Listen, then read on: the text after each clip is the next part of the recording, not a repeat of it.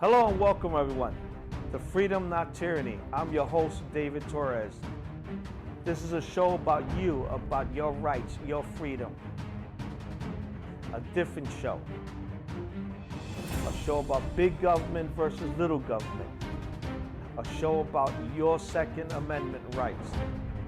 A show about your freedom, your rights to vote.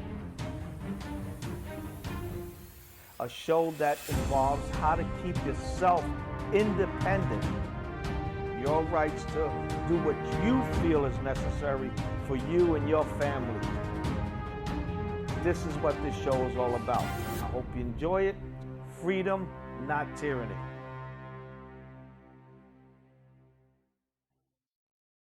And welcome everyone to another episode of Freedom, Not Tyranny. I'm your host, David Torres, and you're all seeing the Eagle t-shirt, right? Because I'm a big Eagles fan, and I need you people to, I know all you guys that want to go with the New York Jets and Dallas Cowboys. Come join the winning team. Look at the Eagles, because we're going to take it this year. And when you're talking about winning teams and coming over to winning side, I want to introduce our guest today, who has nothing but good stuff to offer.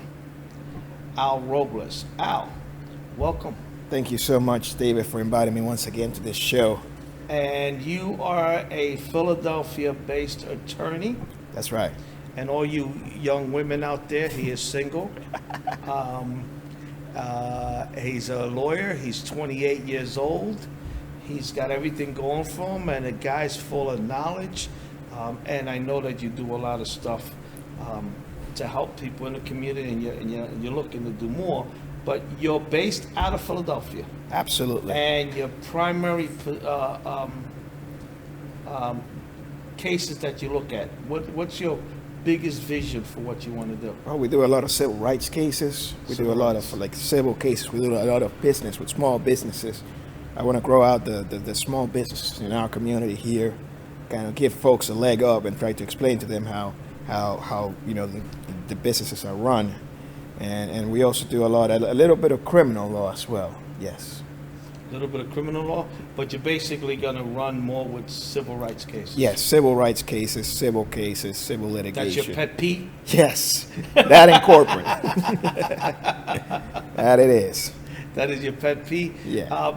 Give me a sample of what kind of, when you say civil rights, explain to the people what you're talking about. I mean, is it personal? Is it constitutional, etc.? How do they know their civil rights are being hurt? Well, I mean, if someone in a position of authority is trying to strike you down, and you pretty much got a civil right case. Okay. That's how they work. That is how they work. And so, I worked in all sorts of different civil rights cases. A lot of them, stuff that I might not even agree with. For instance, I fought for folks who wanted to avoid taking the vaccine just because I thought it was their right to do, even though I don't agree with the ideas behind vaccination. I thought, that is an important thing for them. Is if they care so much about that they're willing to lose their jobs, that they're willing to risk everything for it, that is something that they should be defended for, and we help them out. We have done, and we have worked with a lot of different civil rights cases. Police brutality. I've taken cases about police brutality. I've taken cases, all sorts of different cases. It's a very broad umbrella of work, and it keeps me busy. It keeps me excited. It's long days, long nights, but at the end of the day, it's good to end your day and see that someone it's in your side and it's thanking you for that. Now, if somebody wants to do a civil case, do you only practice in Pennsylvania? At the moment, yes, but we're expanding, and we should be expanding by next year. At least the three states, New Jersey and New York, keeping that combination there. Yes. You're hoping to expand? Absolutely, I will expand. Okay, all right, and so if somebody comes in and they say, they took away their right to free speech, is that a civil case? Well, whether something is a case or not, and that's something that I always explain. If I criticize Joe Biden, Yes. Because I really, really, really believe that Joe Biden is, me personally, one of the worst presidents in the history of this country. And he knocks down my show. Is that a civil rights case? Yeah, absolutely. That is the definition of a civil So rights. I can actually say that I dislike him, that I think he's the worst. I think he made Carter look like a brainiac. I mean, you can call Joe Biden the Antichrist in public, and no one should Well, I arrest you do. for that. I do, actually. That is your God-given right as an American. That is the First Amendment, and there are very few exceptions to the First Amendment. And calling someone the Antichrist is not one of them. Well, I mean, I get pretty heavy because I really do, but I was just trying to give an example to people, Right. So if I was to go to college, Yes. and colleges nowadays push the Democratic issue, if a person who's Republican and not allowed to speak, not allowed to, who's being harassed or whatever, because is that a civil rights case? Potentially. Because the problem with colleges is that we are dealing with dueling rights, right? It is the right of the speaker to speak, but it's also the right of folks who want to protest that speaker to also speak out and protest against them. It kind of like shows the college. And so a college expressing their discretion in making a choice on who they take on as a speaker or not, who they allow into their venues or not, depending on the charter and depending on whether it's a public college or not, that's a huge, identification. Yeah, there's been cases like that. It's in a sense, there's been cases of them that challenge the validity of colleges to make such, political decisions. I believe usually the courts give deferences to the schools, but I can, create a hypothetical case in which the school would lose out. Okay, because let's say, for example, if I was invited to go to, I don't know, Harvard, Yeah. who is mostly Democrat, okay, to speak as a Republican on my point of view, and then they cancel me out because they don't like my views as a Republican. Is that a civil rights thing? Or they have the right to just cancel me out? Harvard is a private school, so they do have that right. But let's change it a little bit more and say Do they get any money from the federal government? they do, but there's certain, constitutionally speaking, even though they get money, they're not public enough for that to happen. That there's a couple cases. But And by they're the way, public enough to get my tax money. right. They get your tax money, but they're public, but they do kind of enjoy an enhanced level of deference and in expressing and denying speakers. So Harvard might be a bit of a tough sell, but let me give you How about community college? Exactly, community college. Now we're cooking. Now we're cooking a little better, and so because there are a lot of different interests, because it is a free speech issue whether Harvard has you speaking or not, but at the same time, it is also a free speech issue whether we as a government, whether a judge can mandate Harvard to take you in as a speaker or not. Oh, let me ask you. Let's reverse. Let's Right. reverse it here. If they decide not to bring me on, but bring I don't know, Whoopi Goldberg from The View, Yeah, and you know how she hates Republicans, right. okay? And they bring her into Harvard, and there's a handful of Republicans in students in Harvard, and they don't want her there because they don't believe her views, like they canceled me. Yeah. Would her case be canceled, or her case be heard because they believe her views more than me? It is a matter of this. That's a racist thing to me, by the way. It kind of is, but yeah, it is in a sense an issue with discretion. That is to say, how many people at Harvard want this to happen, and how many of them don't. And so, kind of them applying their discretion is as it says, it's a question of dueling rights. That is to say, and it is a question that is fluid, because the Supreme Court, as we stand right now, is very open to changing presidents. So it might be that what I'm telling you right now might be completely just wrong in 5 months. Because I'm telling you right now, and there are cases right now pending in the Supreme Court as it specifically relates to free speech. Like, for instance, I think there's a case going on right now about a public school in prayer, conducting prayer at a public school. For a very long time, everyone in the civil rights world thought, obviously, public schools can give preference to one faith over another. Prayer, that's a no-no in a public school. But suddenly, now it looks like, yeah, you can hold a prayer in the public school, and you can, and even now there's a case going on right now about putting flags, religious flag, putting a cross on the school. That and I think it hasn't been heard by the Supreme Court. I think it's going to be heard next year, but it looks like almost that the Supreme Court will say that public schools will be allowed to put up religious. Well, symbols. first of all, personally, me. Yeah. Okay, I really don't give it two crap what anybody on the other side or anybody, because I can't stand either the Republican or the Democratic Party. Yeah. I'm just a Republican because it's the worst of two evils, least of two evils, right? Yes. You know, it's like, to me, going with the Republican is like either you follow Hitler or you follow Russia, one of the two. And you got to pick which one of the two is better. In that case, if you had those two choices, I guess it would be Russia.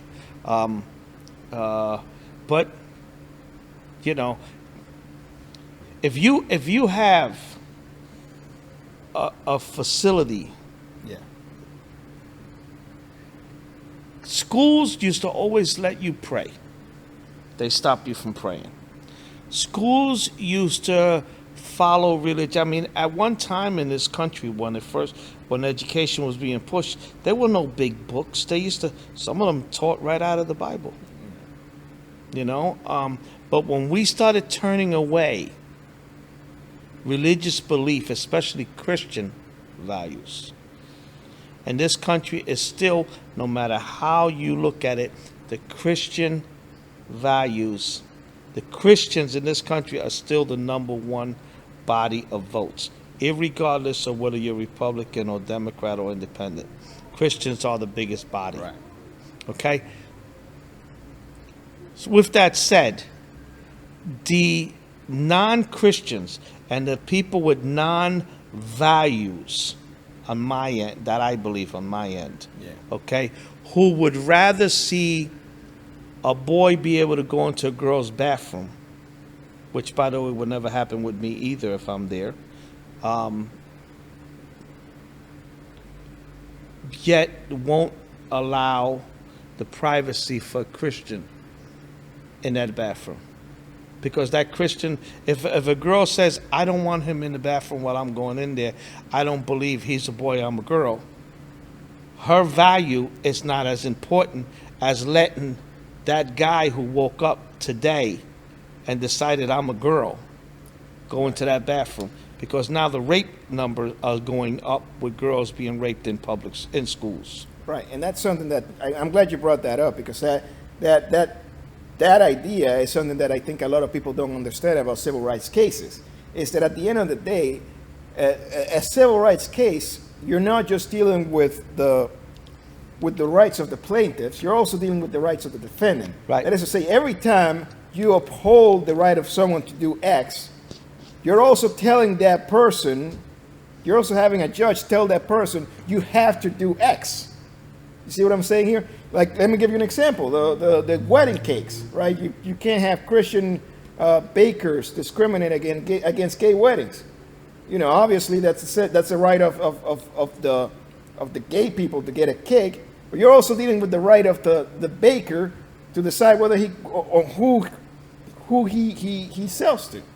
And so you're always going to be you're always going to have dueling rights. You're always going to, by enforcing a right on one end, you're always going to be infringing upon the right of someone else on another. And so what we got to do is figure out, okay, what matters to us the most, and starting from there and kind of working our way down, right? Because there's always going to be someone that ends up losing. Well, I'm glad you're a friend and a lawyer, because no guy is going in the bathroom if my godchild's in there. I don't care. I mean, It just ain't gonna happen. Absolutely. If I'm standing there and my little girl goes into the bathroom and you decide you're going in, nope, it ain't happening. No, that Okay, you're gonna have to come out and get me out because I'll body slam him before he goes to the bathroom. I'll make him pee on himself. Yeah, and it just ain't gonna happen. Yeah, and that's what we're seeing. If you ever notice here in Philadelphia, they're turning all the bathrooms like singles. Have you noticed that? Yeah. Why couldn't you take the teacher's bathroom and let all the Yeah. people who think that or are confused at that time? And I have none. If you believe you want your boy, you like a boy, that's on you. Just don't impose it on me. Right. That's my issue. If you don't want me to impose mine on you, don't impose yours on mine. If the teachers want to go with it and they believe this, well, let them use your bathroom. Or just not have any shared bathrooms at all. Or put up another bathroom. There's more than one bathroom on the floor. More than one bathroom. I mean, I think that's what a lot of places are doing. A lot of schools are doing that. They have a boys' bathroom, girls' bathroom, and a gender-neutral bathroom that is just kind of like a bathroom that you would have in any other house. Right. That, to me, because the thing about it is, people always say that every house is a gender-neutral bathroom. Yeah. When you think about it, right? You kind of just put yourself and think about it. And so, in a sense, there's a lot of ways to skin this cat, right? And so, what we need to find, and that's where we work in the civil rights field, it's kind of negotiating the rights of different individuals so that we can live in a polite society. And so I mean, there's a lot of abortion is a big civil rights issue right now. It is. I mean, if to me, I understand the Supreme Court made the decision it made. Yeah. Okay. I don't think the Supreme Court should have had their foot in it to begin with. Yeah. Okay. Because I don't believe the government should have anything to say about it. Okay. Because I think it's a personal decision. Somebody. Do I believe in a 9-month person having an abortion? Listen, you carry the child for 9 months. Why are you going to tear it to pieces now? Right. That's give it up to adoption. I don't believe a 12-year-old, 13-year-old girl that got raped should be forced to carry a child. And that's the other end, I guess, what you're talking about. I believe in God, but I don't think my God wants me to accept that a 13-year-old girl who was traumatized, who just learned that she's now a young lady, gets raped by some sicko. Most of the time it's a family member. Right. And she's pregnant. How are you going to traumatize her even more? What's that baby going to be? Her doll, her brother, her sister, her child?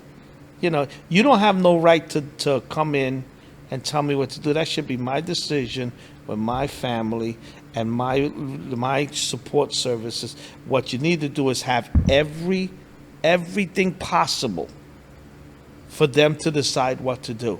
But traumatize a child like that, I don't believe in that. Absolutely. I agree completely. I think at the end of the day, there's got to be a cutoff somewhere.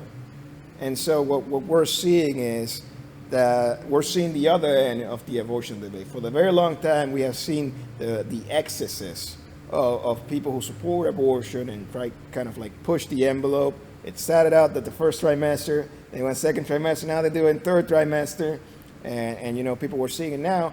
We are seeing the other end of the other side of the coin. We're seeing women, lose their uterus. Yeah. Lose their uterus because of these new abortion laws that are coming out, and because they have a child that is unfortunately, tragically, can't survive, won't be able to survive, it's non-viable, but it still has a heartbeat, and so because of that, it can't be restricted safely, and so the woman is they need it for medical purposes, and so the woman is forced to lose her uterus. Their life is forced to be. And that's where I believe that we've gotten too much into somebody's business. Right. I don't want to pay for somebody who gets their rocks off and every other year gets an abortion because they didn't go get $1 condom. Right. I don't want abortion to be a fetish. Okay.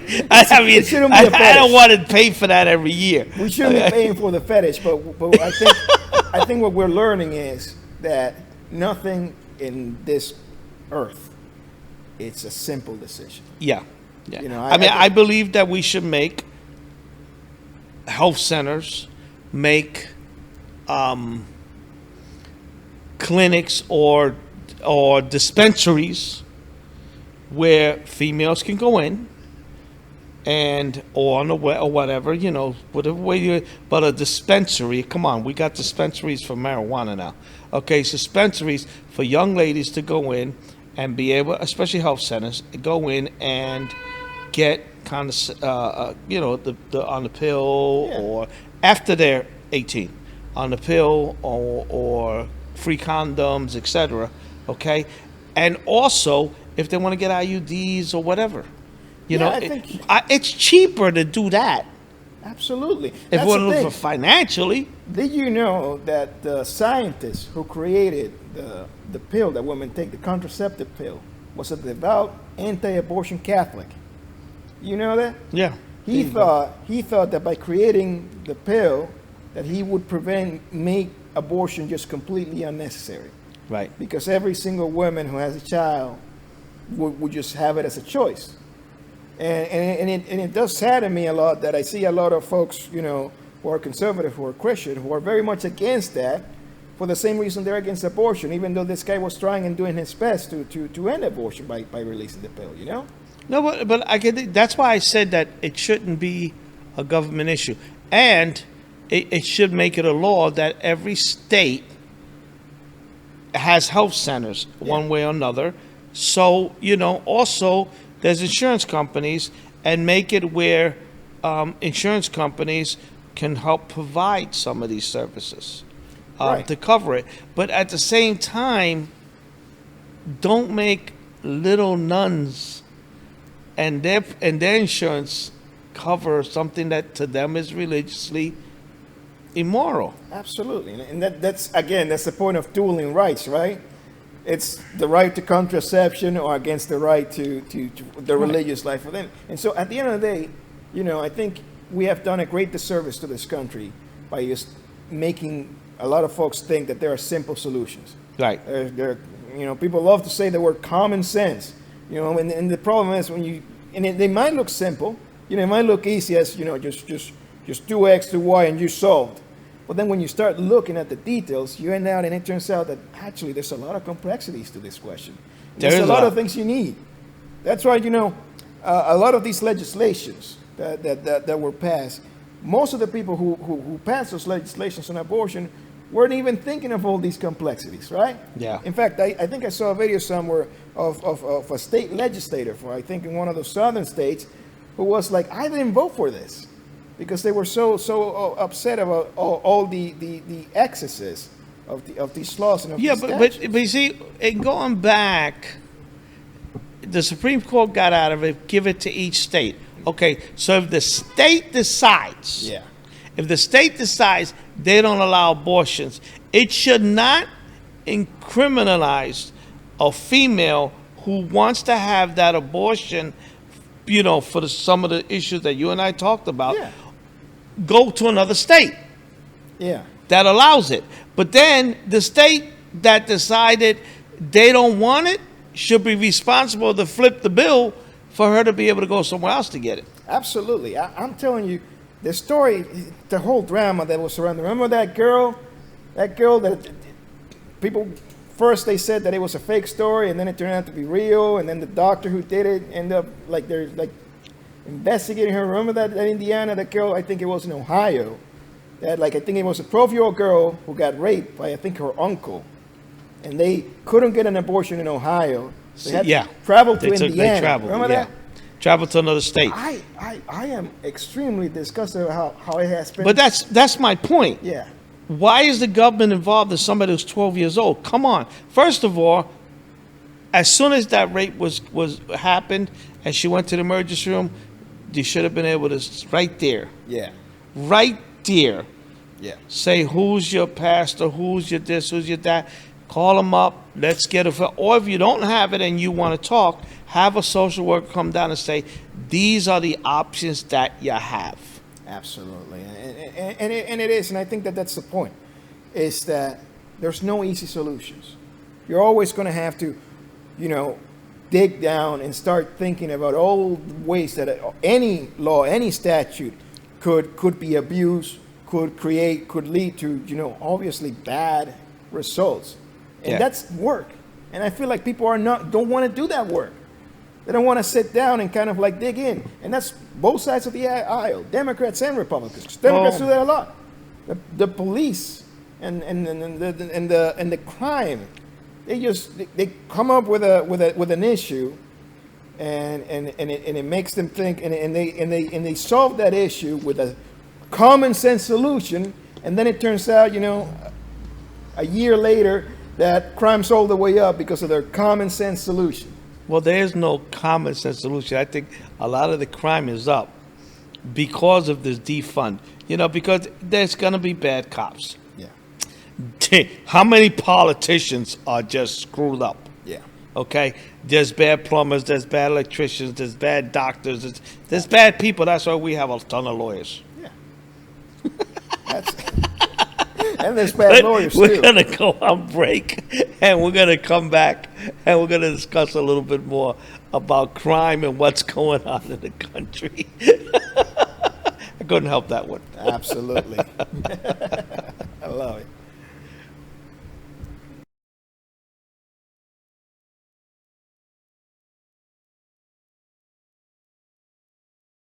We ended up laughing because I was talking to my good friend Al Robles. If anybody needs a lawyer, we're going to be putting up a number and stuff to reach him afterwards. But he's an attorney here in Philadelphia, civil rights attorney, handles other situations and got a lot of support to go with other people and other lawyers. And I have never seen Al refer somebody or try to help somebody to the best of his ability. So, you know, I have a lot of respect for my friend Al. Al, we were talking and now when we got into the abortions and civil rights, the crime. Right. Okay. Wow, that has gotten out of hand.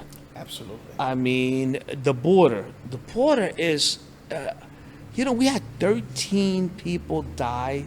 53, I think, died crossing the border the whole month. 13 over the weekend. There's children involved in that. Yeah. I'm sorry, 13 over the border that drowned crossing. 53 that died in the back of a truck. Right. You remember seeing that? I mean, the border situation, what's coming across, I find it devastating what's happening with the border. Absolutely. We had the border under control somewhat. I think immigration's a big issue. Is that a civil rights issue? Absolutely. That is the prime civil rights issue, because at the end of the day, you know, these folks, most of them, not all of them, but most of them are just folks trying to kind of get a better life.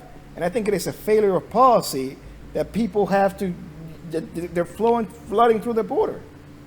We should be working on ways of screening them out. But the problem is, each person that crosses that border, there's no way to tell whether they are a cartel criminal, a terrorist, or a good-natured person that just here for a better life.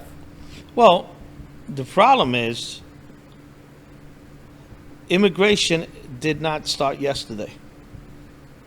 Every president that I can think of, going back, if I went backwards in my mind, back in time, every president that I can think of has had immigration issues in his presidency. Yeah. Every single one of them. And has handled it different. The point is that none of them tried to evenly resolve it. It was always which way the pendulum was floating at the time. Are the people for it or the people against it? And it's been a pawn. It's been a major pawn in this country. Let's face the truth, okay?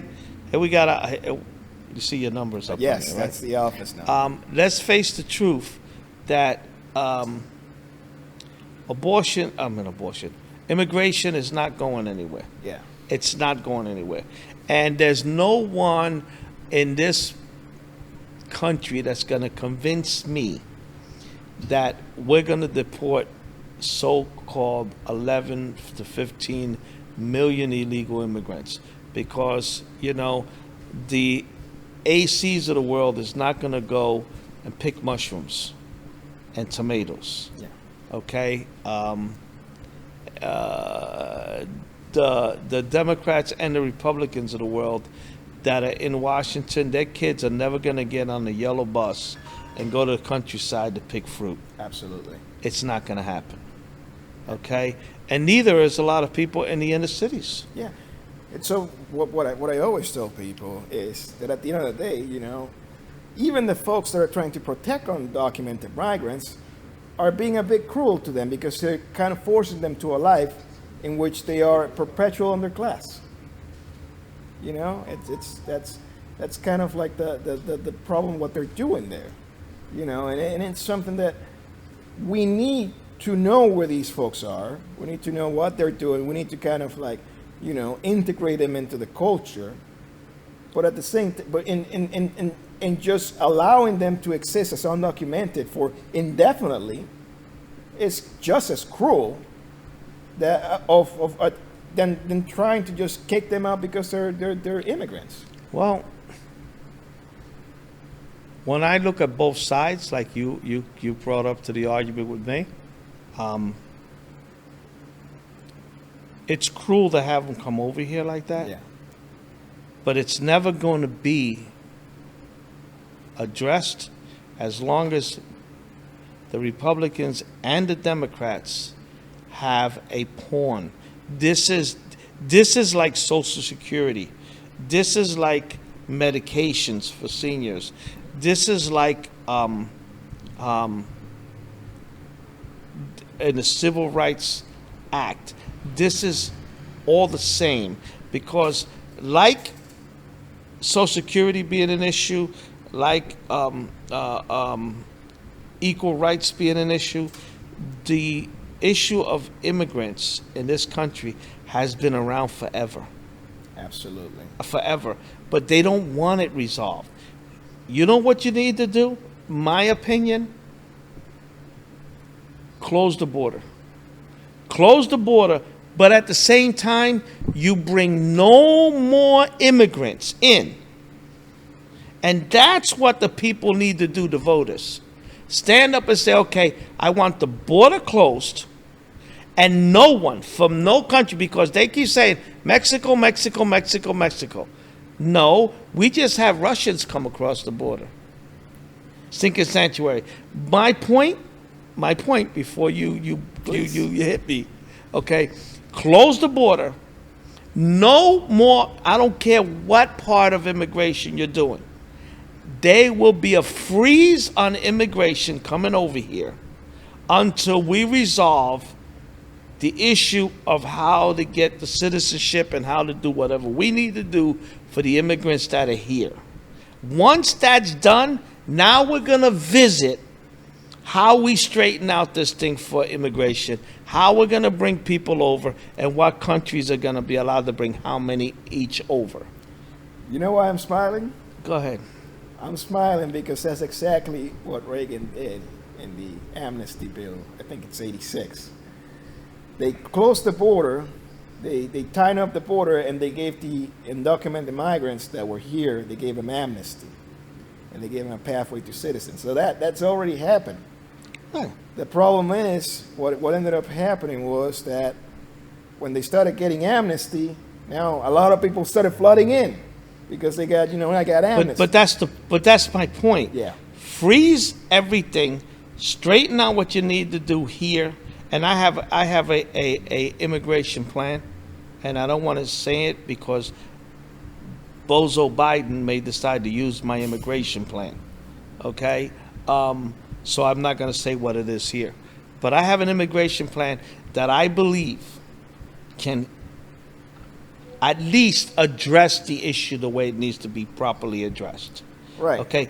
And it does involve freezing immigration. Right. Closing complete, because you know what? In my world, if I was president, any bill you sent me, first of all, each bill would be individual. Do not send me a bill that has favors for any congressman. One bill, one issue on vote, one signature. That's it. Yeah. Bring me everyone. If you need something in your state or your city or whatever, you bring me your bill. Right. But don't attach it to immigration. Don't attach it to the roads bill. Right. Don't attach it to anything like that. Every bill individually, because we didn't hire you to scam the American people. Absolutely. Okay, that's my thing. But I think freezing, figuring out what you're gonna do with all the immigrants now, and let's face it, they're not going nowhere. I don't care what you do. I don't care what color you are. You're white, you're black, you're Chinese, you're whatever. You be from Pluto. Okay, they're not going anywhere. No one is gonna send these people back. It ain't gonna happen while we have lawyers like here who are gonna protect civil rights. It ain't gonna happen. Yeah. Okay? If they've been here, and they came across 10 years ago, 15 years ago, now they've raised their kids here. Their kids are serving. Their kids are nurses. Their kids are plumbers and carpenters. Dude, they're not going anywhere. Them kids don't know what Mexico or El Salvador or China or Russia, they don't know what. They're Americans. They're Americans. And Stop the bullshit. right. And that's the thing is that, I think we could go a long way in solving this issue if we started thinking with a little bit more compassion about what these folks are dealing with. Yeah. Because while it is true that crime does pass through the border, I'm not going to lie about that. That much is obvious. You're letting people in that you don't know who they are, and most of them are wonderful people. But that's just on the border. Yeah. I mean, we've stopped right now. It's over 25 terrorists that are on the terrorist list that they stopped. Now, how many people are coming through that were not stopped? Right. Okay. When I go to sleep at night, I lock my door because if you're in my house afterwards, you're getting shot. Period. Absolutely. And so what we need to do is, but notice that it's the same part. It starts with a well-meaning policy. It's someone who highlights a genuine problem, whether it be, people are having abortion, whether it be, there's racism in policing, whether it be there's we are being too cruel to undocumented migrants. And it starts with a problem, and it's policy to solve that problem. But because they're too well-meaning, or maybe because they're not thinking hard enough, that policy ends up causing millions and millions of different unintended consequences. Well, and that's how you end up having problems. Yeah, but now we was talking about crime. It's starting at the border. They're coming in. But what's coming in besides the immigrants? Everybody says it's abuse. It's terrible what they do with immigrants. It's but drugs. What about the drugs coming across? What about more people died in this country last year of drug overdose, fentanyl, that come across that border, that came in from China, that went to Mexico, that now came here. More people died in this country than died in the Vietnam War. There's slaves coming across that border. Yep. Literal, present-day, 21st century slaves. Yeah. That go across that border. A lot of people think slavery ended. No, it's just illegal now. But there's people here with slaves, and that is disgusting. And so that border protection is not just preventing the folks who are well-meaning family of four who's trying to go for a better life. It's also stopping drugs, slaves, and all stuff like that. And so, again, it's a complicated all the women and issue. children that were raped. It's a complicated issue at the end of the day, and kind of in trying to simplify it, it just does a disservice to everyone's intelligence. By having the border open, you increase the crime in this country. Okay? Because if your border was closed, it's got to say to them, okay, everything is frozen. Now the new rules come in, and this is the way you become a citizen, or you apply for citizenship, or you get a work visa, whatever it comes up to on my plan. Right. Now, you cannot, but then that discourages what's happening at the border. Then the cartels know that they can't make money off these people suffering. Yeah. At the end of the day, the solution to the immigration crisis is making it so that no well-meaning good person would ever feel inspired to come here illegally. Right. And there's ways to solve that. You either, increase security, or you just make coming here legally easier in such a way that it's not worth it to go and talk to a cartel agent. Because you're not going to make it across the fence. Yeah, exactly. And so in a way, we need a combination of all that to discourage this. Because again, I'm going to tell you right now, making immigration easier will reduce illegal immigration. That's my point. If you were to say to Congress, okay, me being president, I say to Congress, every bill you send me is going to be individual, A, and B, 20% of every bill you bring me that I signed, 20% of that money is going to secure the border. Right. You know how Congress is going to say, oh, wait a minute. Hold it. I better come up with the right bill because... Well, we do have to be real and realize that there's a lot of folks who don't just have problems with, the drugs, the slave, and the crime coming across the border, but they have a problem with the good folks that are also coming across that border. Well, right? yeah, because nobody's addressing the issue. But what I'm saying is that at the end of the day, they are just as big a barrier to resolving the border crisis as the folks who just want to open the border altogether. Well, if you have your border open, okay, I would say have the border open if we can put, I don't know, if we could say no congressman, no senator, no president is allowed to have a fence on their property. Right. I mean, you don't even have to go that far. I would say this much. At the end of the day, we need to work on dispelling the myth that that people coming to this country in good faith is a disservice or it somehow works against the people who live here. Because every form of research that I have seen shows that is false. That at the end of the day, that people enrich themselves by bringing in folks from other countries. Obviously, there's crime, but we're just talking about just the economic impact of there being undocumented migrants in the first place. It is negligible to almost nothing. And once we are operating under that framework, the solution is not simple, but a lot simpler than what we have right now. It would seem cold. It would seem cold to say close the border. And I know people may not like the idea of me saying, close the border, freeze immigration. It's frozen until Congress, Senate, and the White House get their act together. There is no more immigration issues coming in here because you have to resolve the issue. Right. Okay? And then, as president, I will lay down what my idea is, and you come better. Yeah. And if you don't come better, we're going to make it public. But another thing that we would do with crime like that is immigration. And then that's when you get the number one Republican and the number one, Democrat, whether it's be the Speaker of the House at that time, whatever party's there, and say, I need 6 of your people, and I need 6 of your people. And them 12 people have 90 days to look at my plan and come up with theirs.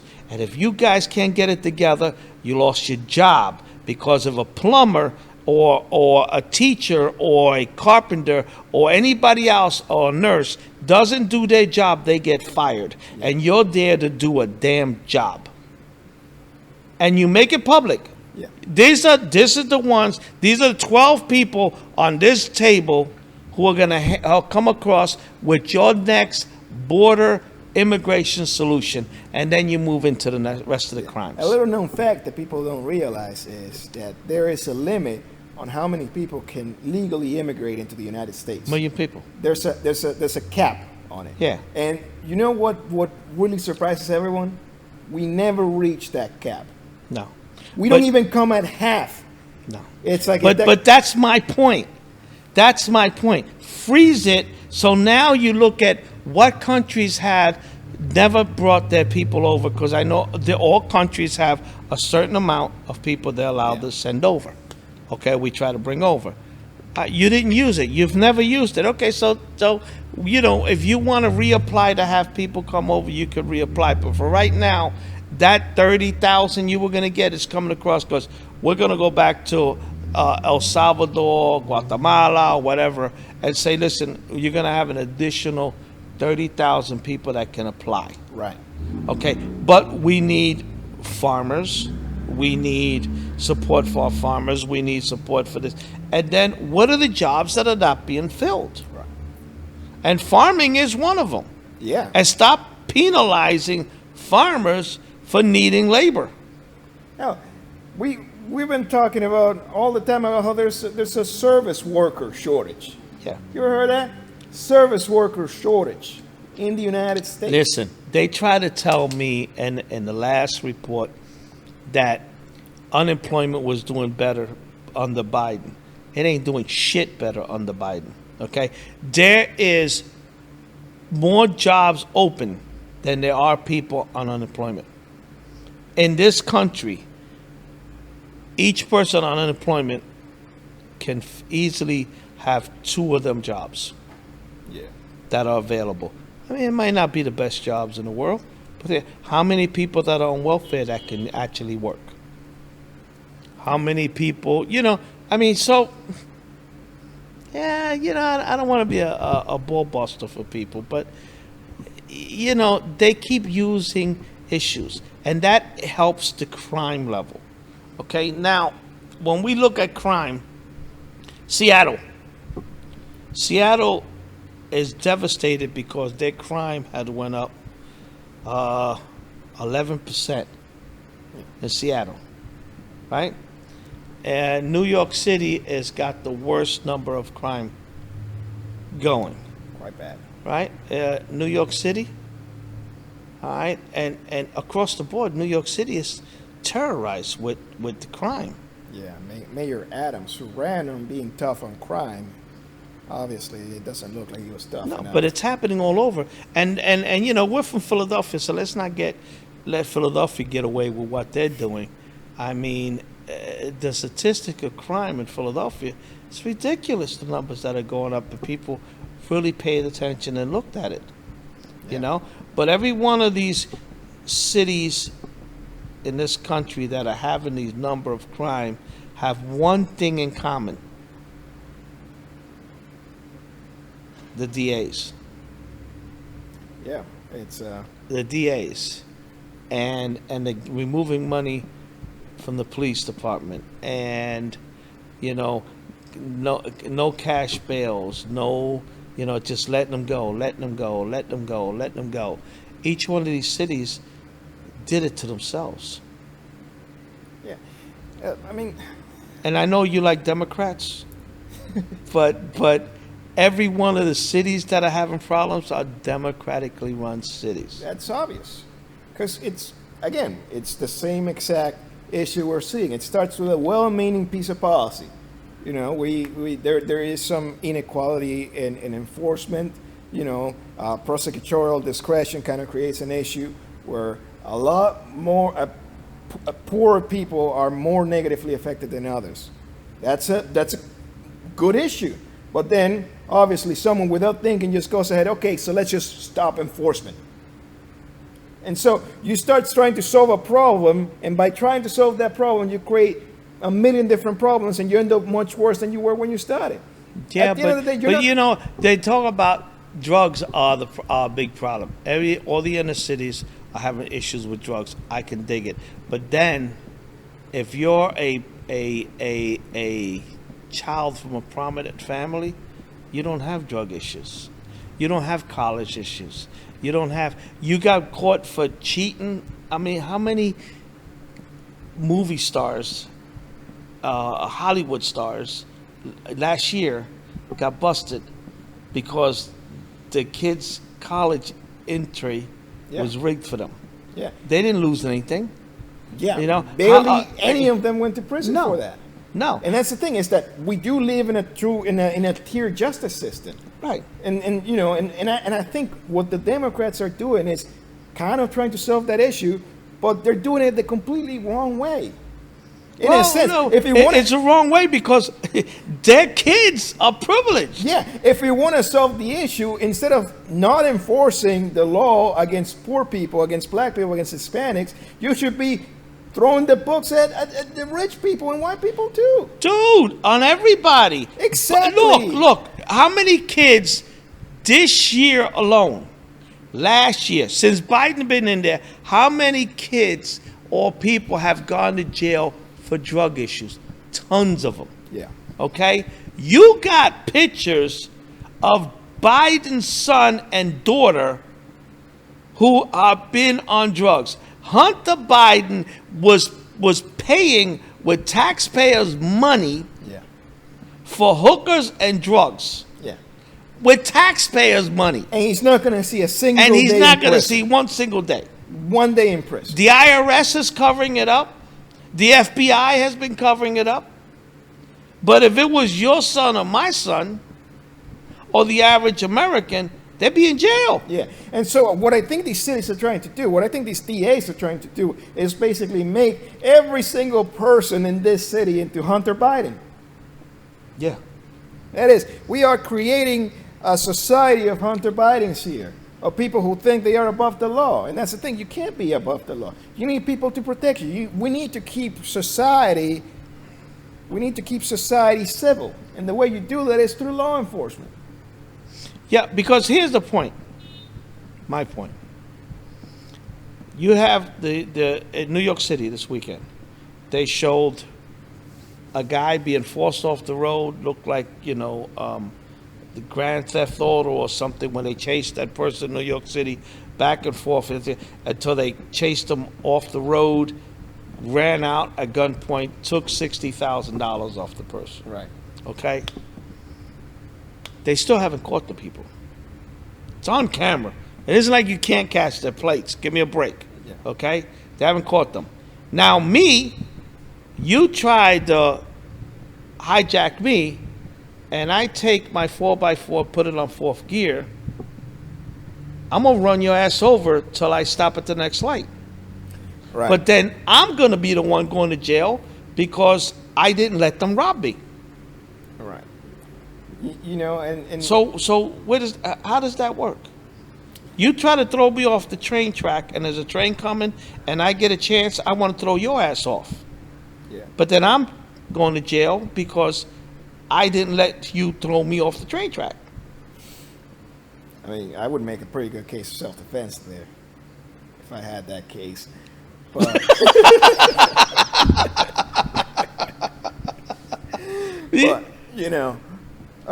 Think about it. But I do see your point, and it is that at the end of the day,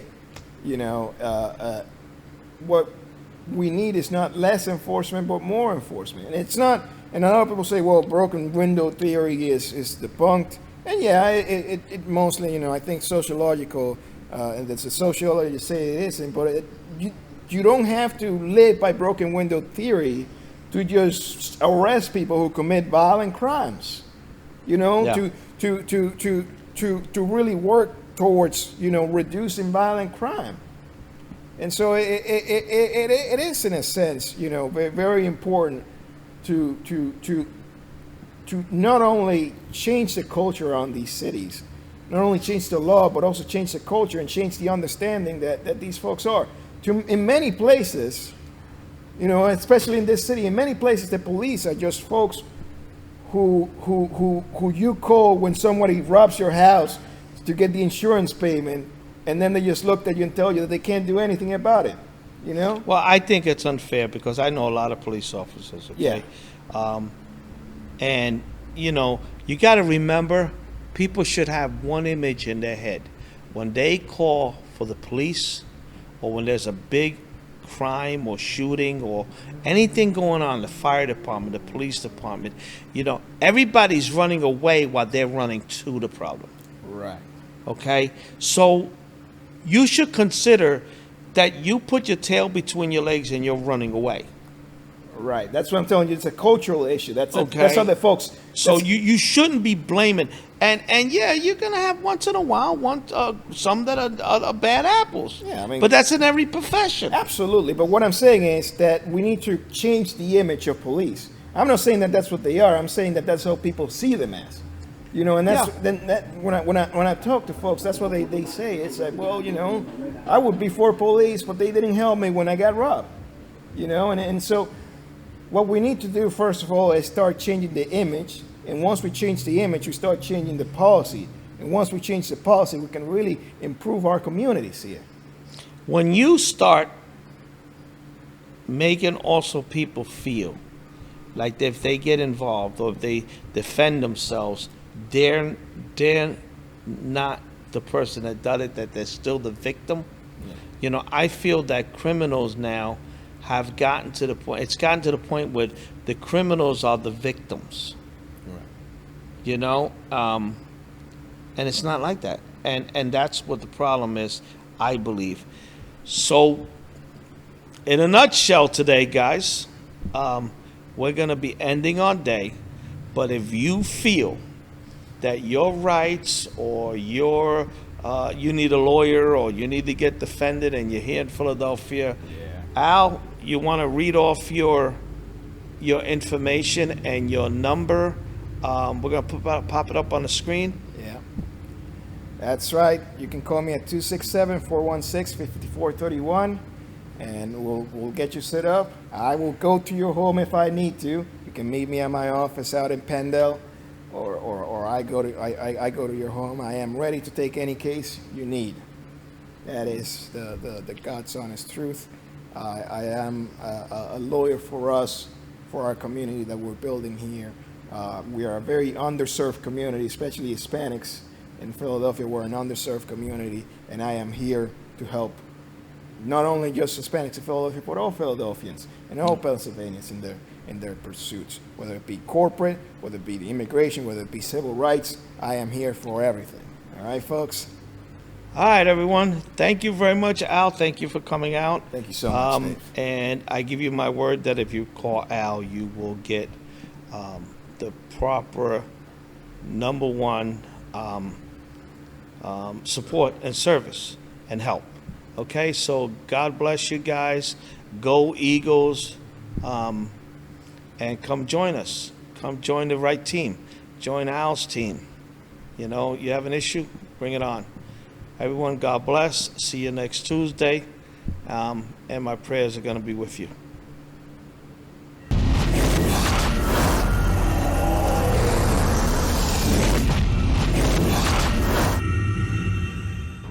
Hello and welcome, everyone, to Freedom, Not Tyranny. I'm your host, David Torres. This is a show about you, about your rights, your freedom. A different show. A show about big government versus little government. A show about your Second Amendment rights. A show about your freedom, your rights to vote. A show that involves how to keep yourself independent. Your rights to do what you feel is necessary for you and your family. This is what this show is all about. I hope you enjoy it. Freedom, not tyranny.